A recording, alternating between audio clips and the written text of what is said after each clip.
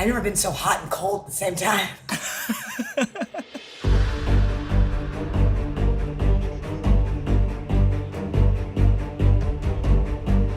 Hey, what's going on, everybody? For First We Feast, I'm Sean Evans, and you're watching Hot Ones. It's the show with hot questions and even hotter wings. And today we're joined by Awkwafina.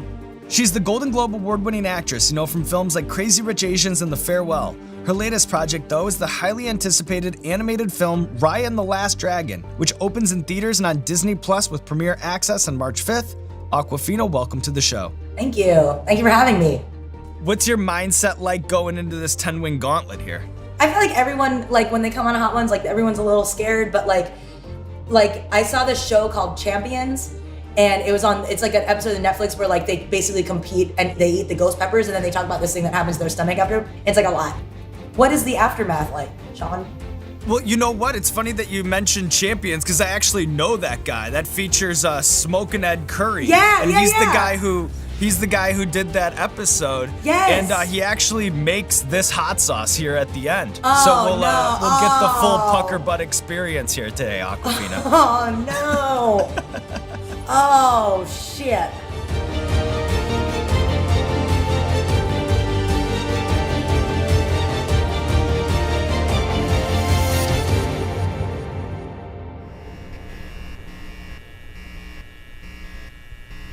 Bring it on.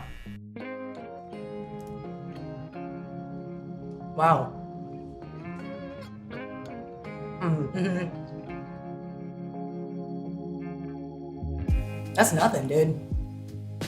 So I want to start by talking about your new film, which tells the story of a lone warrior tracking down your character Sisu as part of a last-ditch effort to save humanity. As someone who oscillates between Nora and Awkwafina, did you feel a special connection in this film playing the role of a shape-shifting dragon? Oh, wow. Wow, that's a big metaphor to my life. But yeah, I mean, thinking about it now, I think that shape-shifting, definitely a duality with Sisu and also I think in my own personal life. So that's a really good observation. This is maybe an odd question, but I've always been curious about this. When you're cast to play an animated character, do they already have the art created for that character, or is there any sort of reverse engineering after it's been cast? Well, I think for me, when you watch Sisu, you can see that the animators use my eyes and like my teeth. I saw maybe sketches of Sisu, but I never saw her animated until I recorded, and so that there were lines. I think that's the really cool thing about doing voiceovers. Yeah, it's a really collaborative thing. Oh, this has no little hole. This has no little butthole on the thing. All right, let's do it.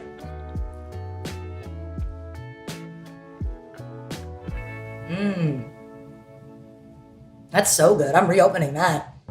So having been in close proximity to the great Go 90 experiment, I remember talk with Awkwafina quite well. You do? I do, because in Complex, is the Go 90 operation was on this floor. Yes, right. So I remember that whole thing. What, in your opinion, makes for a good talk show interview? And has your experience as a host at all informed how you approach being a guest now that you're on the other side of the table? It does all the time. Yeah. I think it's it's not easy being an interviewer because you have to constantly adapt yourself to make that other person feel comfortable. As a guest, I'm so embedded in the host mentality that I want to make the host comfortable too. So it just is if you're already a pushover, it's not a great game to play, I guess is what I'm saying, yeah. So I remember when, the New York City rap blogs, when your music started breaking on those. And now in recent years, you're getting profiled for the cover of Vogue. As someone with a foot in both worlds, where do you find your biggest critics? Always yourself, dude, always. For me, like a big problem is that I feel like people don't know me anymore. So that was like my personal life. That's like a big thing. Like I just like feel like I went through a lot of experiences that people assumed were a certain way, especially later on, like when great stuff started happening. So it's always gonna be me, no matter what, because no one's really gonna know what's going on,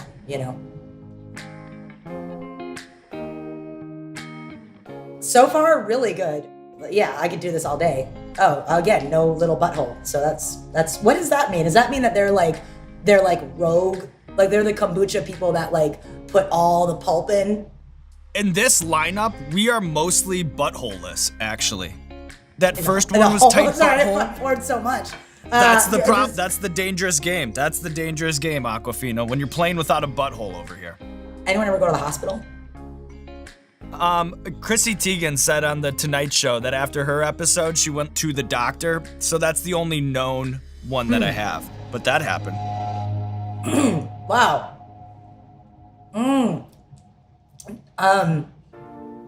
Wow. So that's the first time it kind of yells at you a little bit, you know? Awkwafina, we actually have a curveball for you on this swing. We've called in an old friend who's been with you since the release of Yellow Ranger and the early campus tours. That's right. Without further hype building, we are going to welcome to the show the host of First We Feats The Takeout, John Park, aka Dumbfoundead, is here with a set of questions for Awkwafina from Memory Lane. We've had many blurry nights at karaoke's from K-Town, LA to 32nd in New York. What is your go-to karaoke song? My go-to karaoke song that he probably is thinking of is well, we all like to do a little Hey Ma, and Dreams by Fleetwood Mac. Dumb doesn't also do karaoke. Everyone probably sees him as like this like karaoke guy. He doesn't really sing. I think he enjoys being around, you know, with the fruit and whatnot, but like I don't think he actually enjoys like partaking, which is interesting. We've done our fair share of sketchy college shows. Do you have any memorable tour stories? Yes, we do. Can we share them here? I don't really know if that's the best idea. Dumb does this thing where he forgets all the lyrics, and then he'll do a thing where he'll like, let's take it back, and blame it on the audience. So he would do that, but then one time I think even after he blamed it on the audience, he forgot. He continued to forget. Touring with Dumb is the best, man. That was some of the best times of my life, going on tour with those guys. All right, we have one more for you. I remember teaching you a lot of Korean words, and you asked me how to say cat nipples in Korean. Do you still remember how to say that? I just remember ne koyangi, which means my cat. I don't remember nipples though.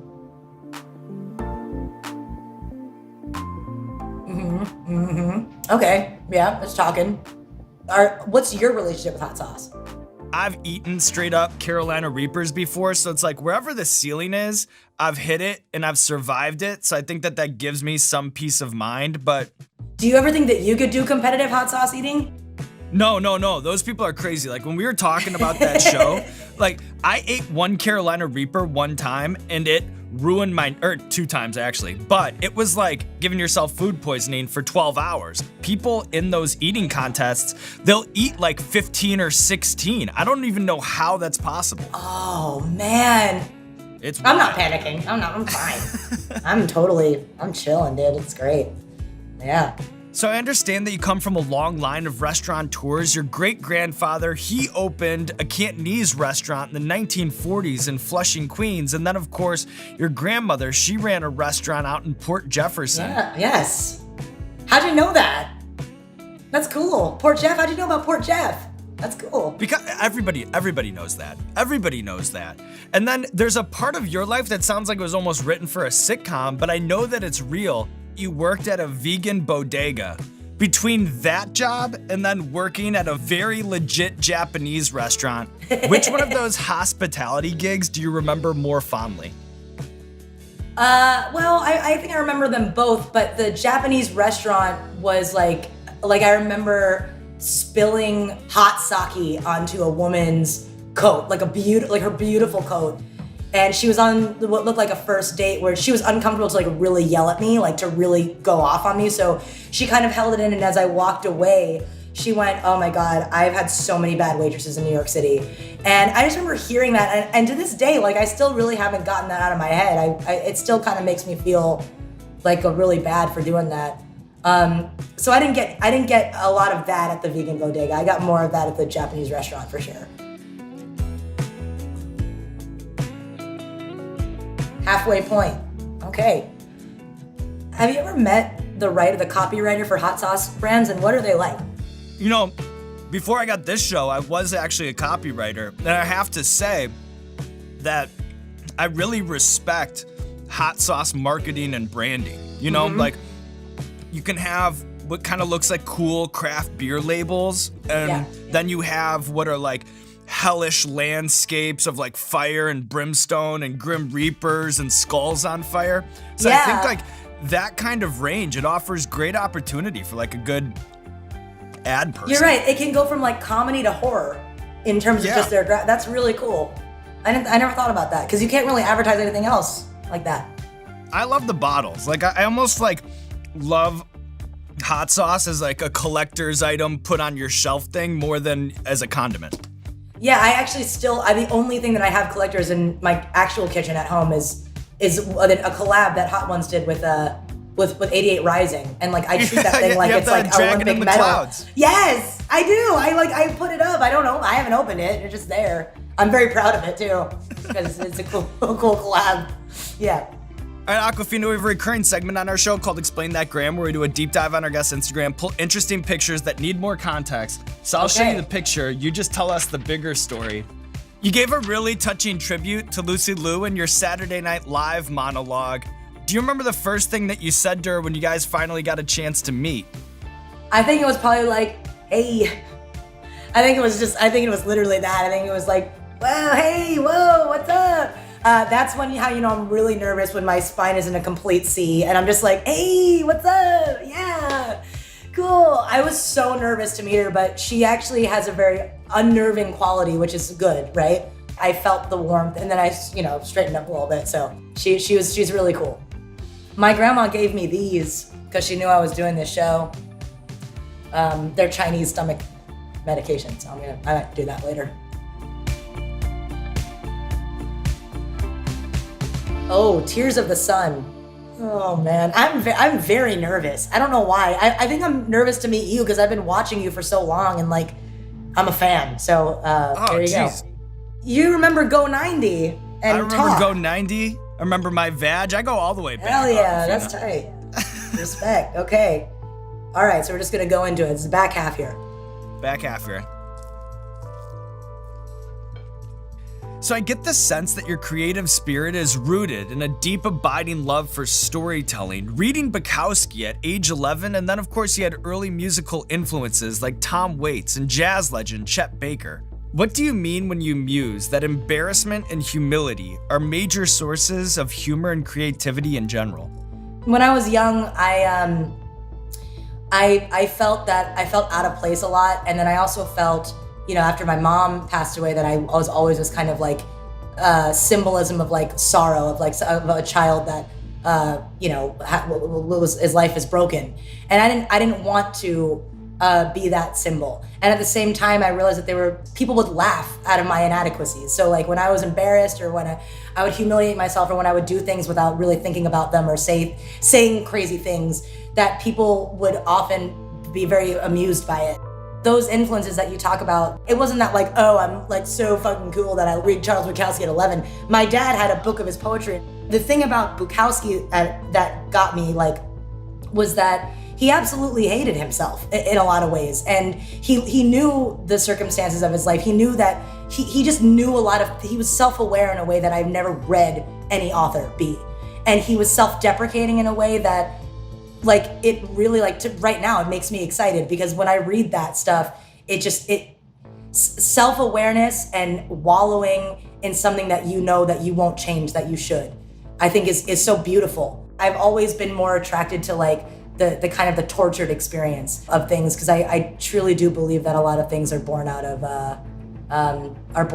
really bad events sometimes. That's what shaped me. All right, the honey badger. You know when like a lotion, I want to say maybe a moisturizer, something that separates, and it's been since high school and it's separated. I think that saved me here because I think the honey badger, it separated a little bit. So at the top was just the nice oil. Oh, never mind. Wow. Oh wow. Oh, okay. Yeah. when I'm in pain, sometimes I tend to yell, so I'll move the thing over so you don't get any reds on your ears. So as the creator of Nora from Queens and the author of a travel guide called Awkwafina's NYC, you've long repped the city throughout your work. And recently, there has been think piece after think piece after counter think piece after counter think piece. New York is dead. Do you pay attention to that trend, and what do you think of it? New York isn't dead. I don't think, I will say that New York is constantly changing to the point where, you know, when I was young, and that New York that I loved was someone's version of a changed, not the same New York, right? And I think that's the kind of thing about, well, New Yorkers are always going to complain about how much New York is changing, and New York won't stop changing. You know, we're all going through something as like a nation and as a globe. Once we're able to kind of see our way out of that, whatever these think pieces think New York was, it'll return to it. There's been a grassroots movement to save businesses, and in particular restaurants, that have been hit especially hard by the pandemic. How intertwined is the food in New York City to the essence of what makes New York City great, in your opinion? So intertwined. Someone has asked, like, what's your favorite food city? And I think that, you know, New York is the city to prepare you for all of those food cities. So that when you go to, you know, like Oaxaca, or you go to India, or you go to Singapore, all these places, like you kind of understand the bases because you've had them at some point, you know? So yeah, New York won't exist without it won't exist without the food culture. It's not New York.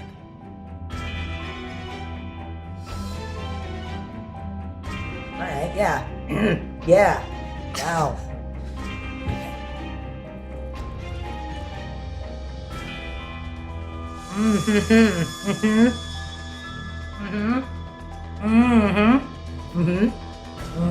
That's what that is. Yeah, yep. That's what that is.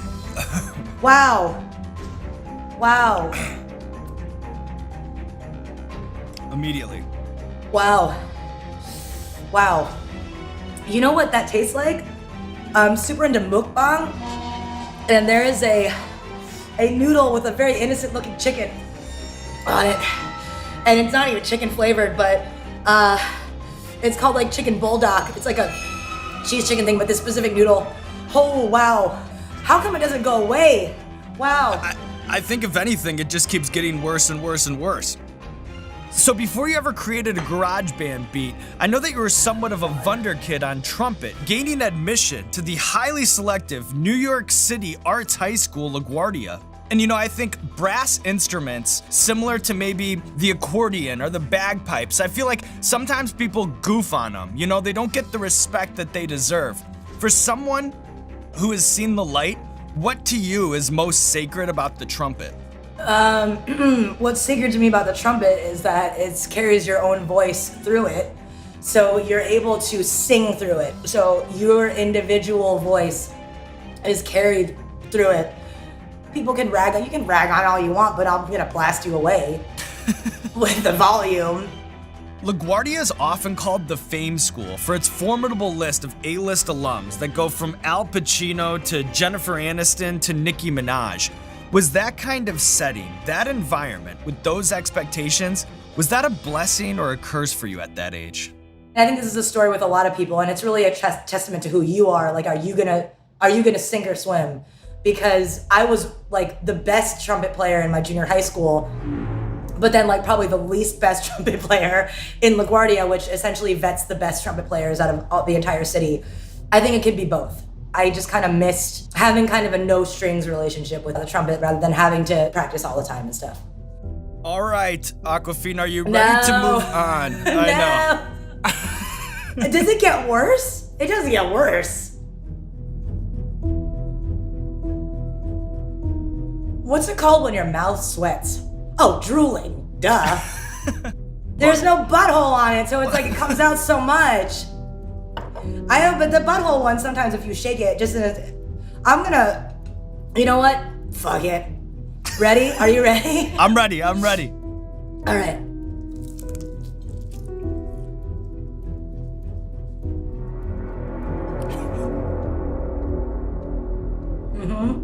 Yep.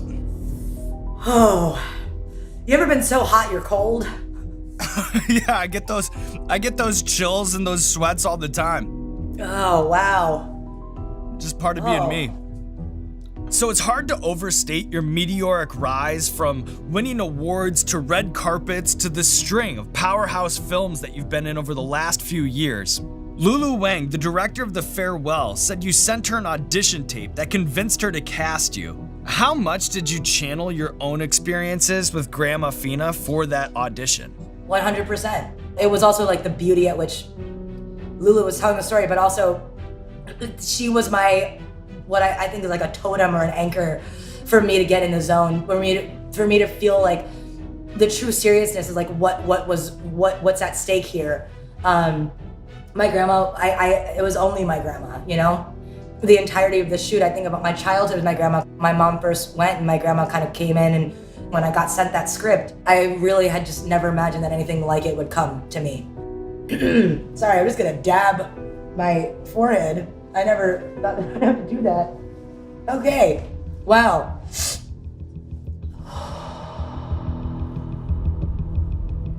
Yeah, let's go, I'm ready, yeah, fuck yeah, let's do it. Do you remember what Bobby Lee episode, did he shart? He might have more than sharted. You know, wow. I vividly remember that. That was the best episode ever. I remember exactly where I was. I remember that moment. I remember everything about you the were Bobby Lee freaking out shoot. too. I remember you were like, whoa, like, are you all right? That sound, when that hit, it never really hit the boom mic like it hit my ear in real time. Oh, no. Like it had a real sort of like flop quality to it. Right. It did. I'm replaying it myself, yeah. I'm not threatening anybody. I'm not. Did something just happen? Yeah, hold on.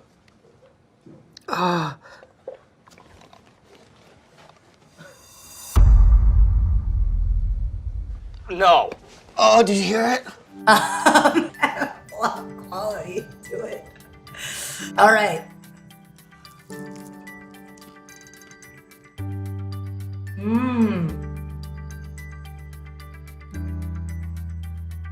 Yeah. I've never been so hot and cold at the same time.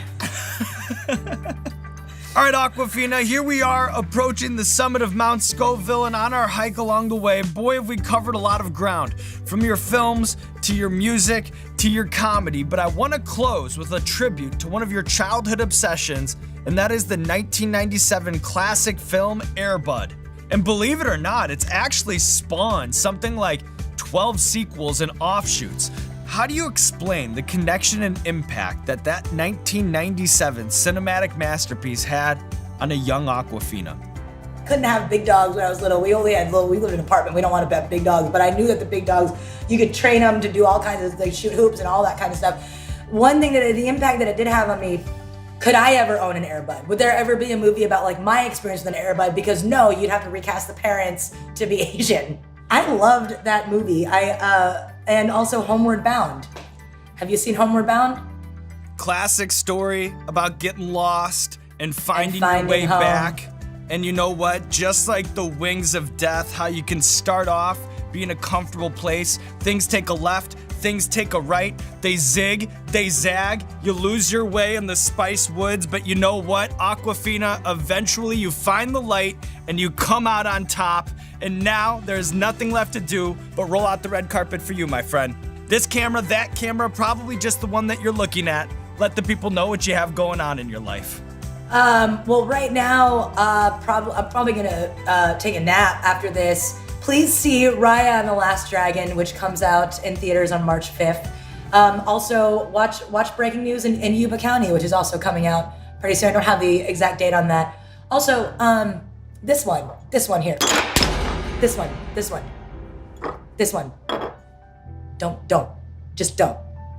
Don't. Anyway, thank you, Sean. I'm a huge fan. I continue to be after this. Yeah, I hope I didn't do anything to fracture the friendship, sending the sauces your way. If anything, I hope it's brought us closer. No, you've helped grow the fanship and the friendship and all that. So, thank you.